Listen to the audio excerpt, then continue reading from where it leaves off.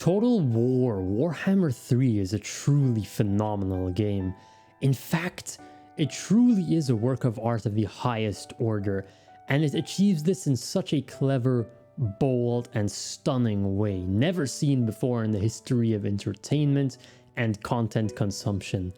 But before we go into the daringness of its meticulous design, we need to look at the history of the Total War franchise, starting with Total War's inception with the release of the first game in the series, Total War Warhammer 2, in September of 2017.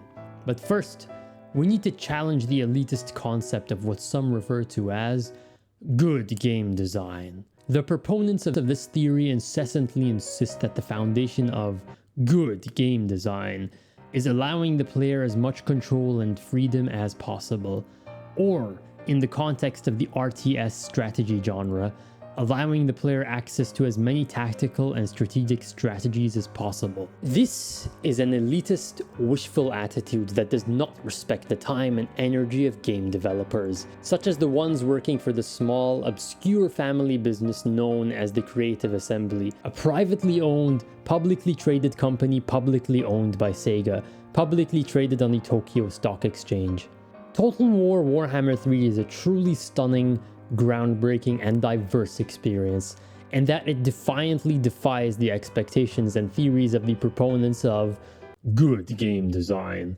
It challenges these ideas by boldly limiting the player's options, and the result is a game that is more than just a game, but a work of art that asks the questions others are too afraid to. Are video games a work of art? What exactly is a video game? And what is good game design? No, not good game design. The set of ideals preached by elitist historical Total War players who despise the fantasy genre. Warhammer 3 is a game with wizards and monsters and rat people with lasers, intended for all audiences, the diversity and variety of its unit diversity being a metaphor for the real-world diversity it advocates for. So how does Warhammer 3 achieve actual good game design? Before we go over that, we need to talk about Total War Rome 2. Is it still worth it in 2022? Is it a great Total War game or a greatest Total War? The answer lies within Rome 2 itself. Rather than being a repeat of everything that had been done before, it bravely diverges from tradition and carves a new path for the franchise. I know you can no longer move units independently on the campaign map, but these kinds of complaints miss the point. And Rome 2 knows this. It challenges the ideals of good game design by showing us that we do not like the older Total War games because they are good. We like them because we are biased, and so we like them. Total War Rome 2, rather than meeting or surpassing your expectations, bravely and cleverly subverts them by establishing that value can be drawn from any game. Picking apart the features and mechanics misses the point entirely. And that point is that you need to learn to find a deeper, ethereal meaning to things in life. Total War has been about strategy and tactics from the start with Warhammer, but it was only with Rome 2 that it moved from conventional strategy and tactics to a more clever, four-dimensional tactical strategy. With Rome 2, Total War no longer simply showcased tactical strategy, it was now defining it. And that is the brilliance of Rome 2. It did not fall into the trap of answering your questions. It instead showed that you were asking the wrong questions all along. How does Warhammer 3 carry on this legacy? It does so by showing that Steam chart player counts do not matter. They are besides the point. Instead of asking how popular a game is, you should instead be focusing on the important things, like how much DLC content can you expect? And how many people can you expect to buy such downloadable DLC? Should you buy multiple copies of the game and the DLC content multiple times? And what makes Warhammer 3 such a phenomenal game? Before we get into that, a word from this video's sponsor, creative content consumption. We have all been there before, where we find such a great video game, but no additional content that can be paid for to show your support to your favorite small family company. What can you expect by going for the one-time fee of a $30 per month subscription? You see, that is the wrong question. You are not just paying for the ability to get notifications on games with lots of DLC content.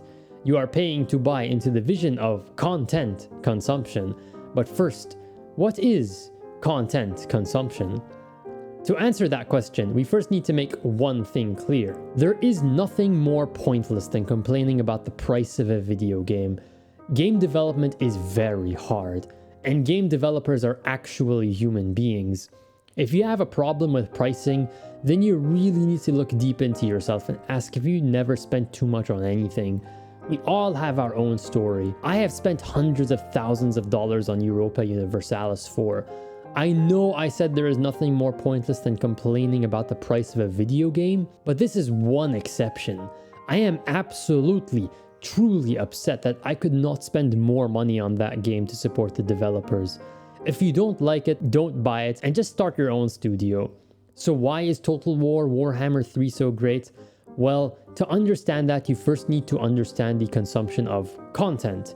We, the consumers, are not just consumers. We are also prosumers. We consume the content, and through our consumption, the production machine can sustain itself, providing an endless supply of infinite and diverse content, so long as the consumption continues. How did this explain the immense excellence of Warhammer 3? You clearly have missed the point when asking this question, because Warhammer 3 asks you to find the meaning within, to find the value that you can. Ask not what your game company can do for you, ask what you can do for your company. And that is why Total War Warhammer 3 is such a stunning and brave game. It bucks the claims made by the proponents of good game design by asking you, the consumer, to fill in the gaps. Speaking of filling the gaps, I absolutely love the way the Total War Warhammer series approaches content. There is such a diverse array of menu options on this list. Basically multiple games within a game, and all offered in an a la carte manner. I can't think of a video game that gives so much room for the player to customize their experience, while giving more and more opportunities to support the company. Personally, I bought all of the DLC content, even the lords and factions I never played or wanted to play, just to show my support for CA's unwavering support for their games. Yes, I know they cancelled 3 Kingdoms, but you can't blame them when the Chinese didn't want to show their support. It's even better for those of us into Warhammer, because more content will be made for the people who see the value in them. It is a truly symbiotic relationship. They produce, we consume.